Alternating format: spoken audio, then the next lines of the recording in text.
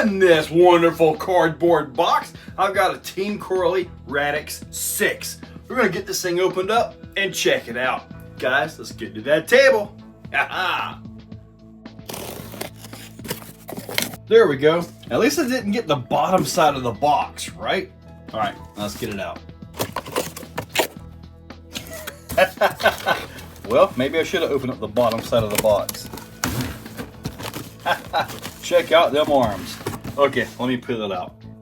All right, let's look at this radio. Okay, it looks very well ergonomical for one-handed driving, but you guys know this is going to come out for a GT5 after that first run.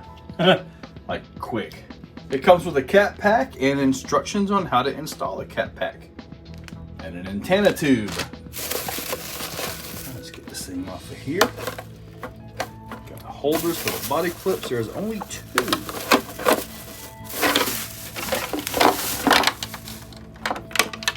Okay, standard issue. The chassis is really wide. Now, the wide chassis, I guess, is just a plastic overlapping off of the chassis. Yeah, the chassis is not all that wide. It's just a plastic hanging off the side, so no big deal there. It's got the XT90s. That's a nice thing to see. I will be cutting one of these off and going to a single one since I only run single batteries. Looks like I can fit quite a few different kind of batteries in this. Metal center diff, that's good for heat dissipation because that center diff can really take some abuse. The motor looks pretty beefy. Looks 1/8 scale, all that. Servo. Looks like it's kind of geared down, so it might be a little bit slow. We'll have to find that out here in just a little bit. Thing looks good. I mean, it looks kind of like the XTR as far as this goes. XTR's got different arms and all that. I'll go get the XTR and do a little bit of a direct comparison. Now, there was a guy that had one of these out at the Exoplex, and he ran it with us and all that. He had what I consider a mild crash. It did not look bad at all, and he broke one of these right here. So I'm kind of wondering if the Typhon ones will actually fit this.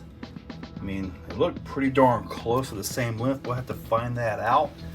If that'll work, then I'll order some of those and have those on hand in case these happen to pop on this one. Possibly these rear links as well.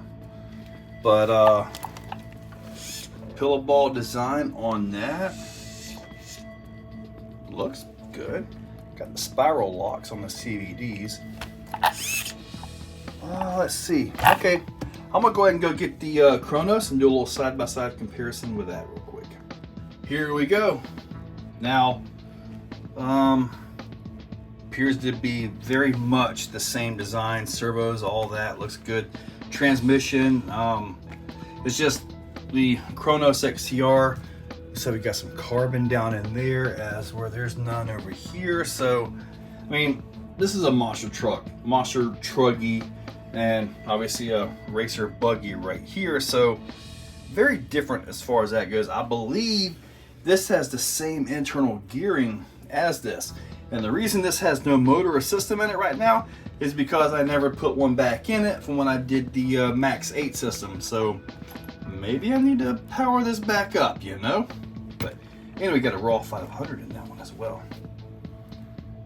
Yeah, all right. Looking good. Now I might take that raw 500 out and put it into here just to spruce that steering up a little bit. But I'm gonna go ahead and take care of those and see what this thing powers up and sounds like. Before I power this up, you can see I've already got that taken care of. Some of you guys mentioned it's the same as Arma. Well, let's look at that. Motors are in the same place, ESCs are not. The transmission design, I mean, what else are you gonna do besides that? That's pretty much standard issue on that. We got a little bit of an angle here, a little bit of an angle here. More angles on this one. Shock towers are not even close to the same. I mean, not even close to the same of that. Receiver servo mount right here, very different from that. They both have a body clip that goes right here, so I guess that's the same, right? But no, they're not the same. Not even close. Okay, cool deal. Just wanted to check that out a little bit. Before I give that throttle, this looks like a Hobbywing ESC, so that's actually kind of a good thing. And some of the stuff that I picked out, you can see right there, torque's 185, so pretty sure that's like a Max 8 style ESC, 2050 kV motor. The servo, that is a little bit slow, just like what I kind of mentioned when I kind of moved it and I felt the gear train in it. Large bore 16mm shocks. This right here pretty much tells you everything. I did not read this. Anyways, that right there pretty much goes through all the tuning options and this and that for it. You got these right here, so you can adjust this right here to adjust your caster back and forth. So that's nice. Now let's go ahead and rev this thing up. Got an Ovonic 6200 milliamp 4S. Let's just listen to this thing. Oh, there you go. Nah. All right, let's go and throttle it up.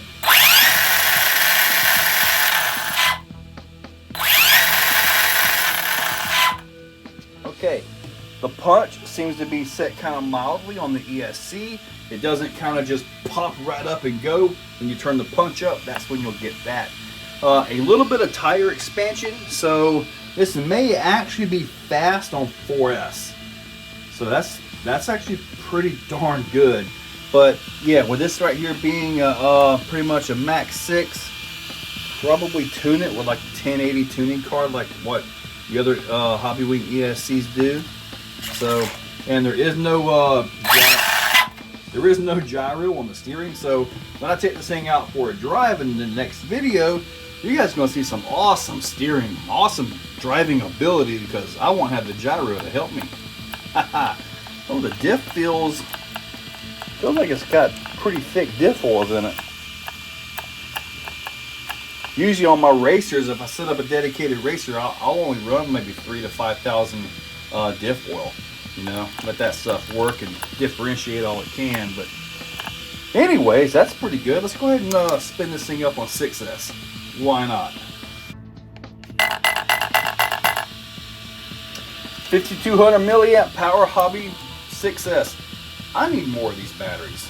Those are really good batteries. They fit. They do pretty darn good. Now I've added some paper underneath the tires. I probably should just jack the thing up a little bit higher, but if the tires happen to expand, hopefully they'll grab the paper and not go flying all over the place. Let's see what we got here.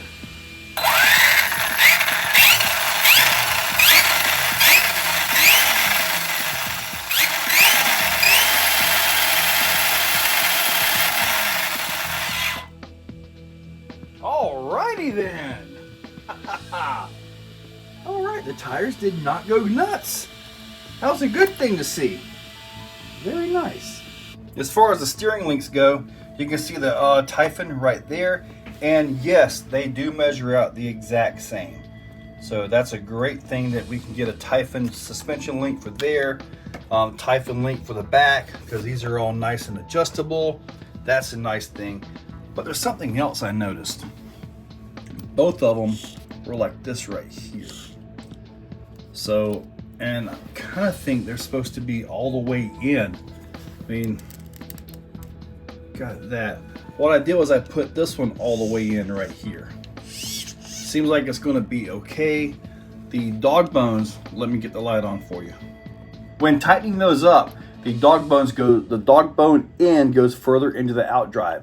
So you got to be careful. And I have taken the suspension all the way up as best I can, and it seems like there's a recess inside the diff cup, the outdrive right there, and it seems like it doesn't bottom out. I don't notice it. Kind of hard to see that. It does look like it's going inside of there, so they've got clearance for this.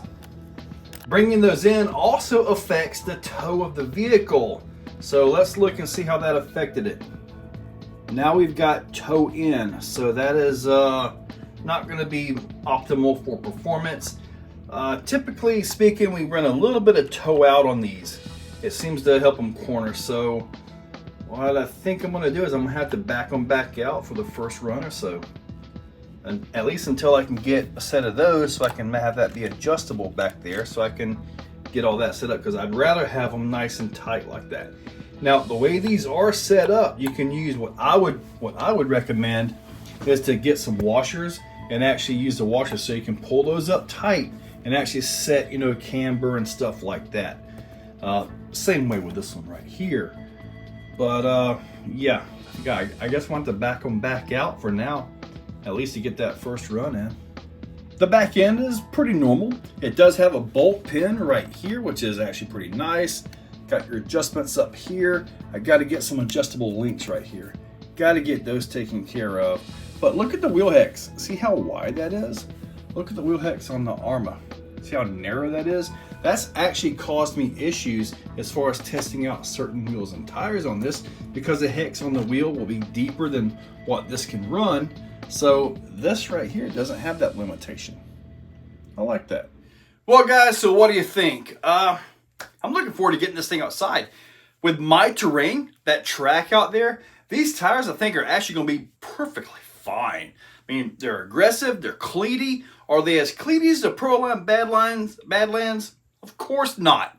But I think they'll be just fine. So as long as they hold up, I mean, they took 6S pretty well. They didn't expand. I was kind of expecting that paper to go pew, and then havoc. But it didn't happen, which means the tires did not expand so much.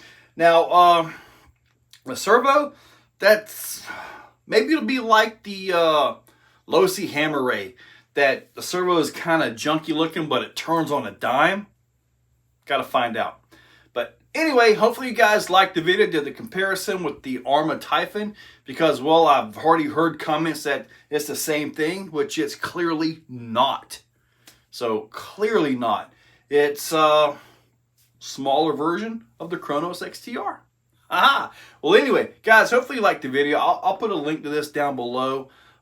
Check that out. Use those links. They are affiliate links. AMAN, eBay, Amazon, and Horizon, plus a whole bunch more, plus my own site, iShop45, which has all my affiliates on that. Just click on that, scroll down, boom, click the shop you want to shop at, boom, go do your shopping.